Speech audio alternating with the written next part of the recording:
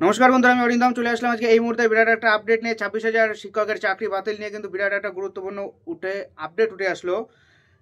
Meta data কি পাওয়া গেছে? যদি না পাওয়া যায় তাহলে কিন্তু 26,000 শিক্ষকদের কিন্তু চরম সিদ্ধান্ত নিতে পারে সুপ্রিম কোর্ট। কিন্তু বিচারপতি কিন্তু আগেই কিন্তু বলে দিয়েছে, যোগ্য অযোগ্য আলাদা করতে না পারলে আমরা কিন্তু প্যানেল বাতিল করে দেবো, আগেই কিন্তু বিচারপতি বলে রেখেছে।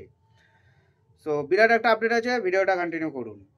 গত 7 তারিখ সুপ্রিম কোর্টে পিছিয়ে গেছে এসএসসি 26,000 শিক্ষকের চাকরি বাতিল মামলার শুনানি। গত শুনানিতে প্রধান বিচারপতি সঞ্জীব খান্নার বেঞ্চ জানায়, সব পক্ষ যদি সম্মতি থাকে তাহলে 15ই জানুয়ারি অর্থাৎ আজকে বুধবার এই মামলার পরবর্তী শুনানি হবে।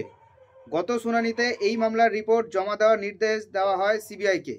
সিবিআই যাতে যোগ্য অযোগ্যদের বাছাই করে রিপোর্ট দেয় তা বলা হয়েছিল।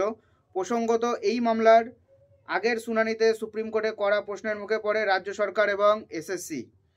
সেই সময় যোগ্য অযোগ্যদের বাছাই করার কথা সাফ বলে দেয় সর্বোচ্চ আদালত। প্রধান বিচারপতি মন্তব্য করেন, নাম্বার কারচুপি হয়েছে। লিখিত পরীক্ষায় প্রার্থীদের নাম্বার বৃদ্ধি করা হয়েছে।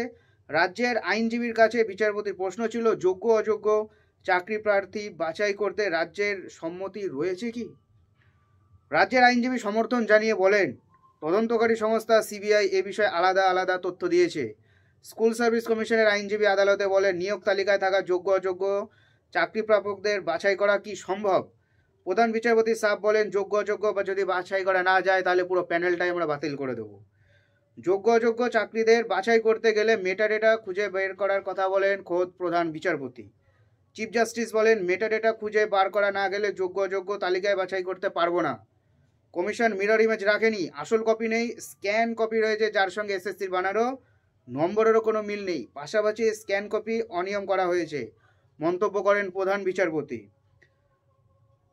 উল্লেখ্য, চলতি বছর 18 এপ্রিল নিয়োগ দুর্নীতির জেরে এসএসসি 2016 সালের গোটা প্যানেল বাতিল করে দেয় কলকাতা হাইকোর্টের 2 বিচারপতির ডিভিশন বেঞ্চ।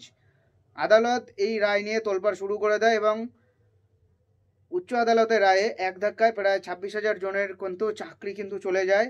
তবে সুপ্রিম কোর্ট স্পষ্ট জানিয়ে দেয়, যদি দুর্নীতি প্রমাণ হলে শিক্ষকদের চাকরি তো যাবেই, পাশাপাশি বেতনও ফেরত দিতে হবে। এটা কিন্তু হাইকোর্ট কিন্তু বলেছিল, বাট এখন এই বিষয়ে কোনো এটা নিয়ে আপাতত কোনো নেই। এখন লোকে যোগ্য অযোগ্য বাছাই করতে হবে এবং মেটা ডেটাটাকে খুঁজে বার করতে হবে। মেটা ডেটা যদি না পাওয়া যায় তাহলে মনে হয় না বিচারপতির হাতে আর কিছু করার থাকবে, কারণ বিচারপতি কিন্তু খোলসাভাবে সব কিছু কিন্তু বলে দিচ্ছে। আজকে কেসটা মনে হয় না উঠবে, আজকে ওঠার কোনো চান্স আমি দেখতে পাচ্ছি না। দেন পরবর্তী আপডেটের জন্য চ্যানেলটা অবশ্যই সাবস্ক্রাইব করবে। নমস্কার, দেখা হচ্ছে পরে ভিডিওতে।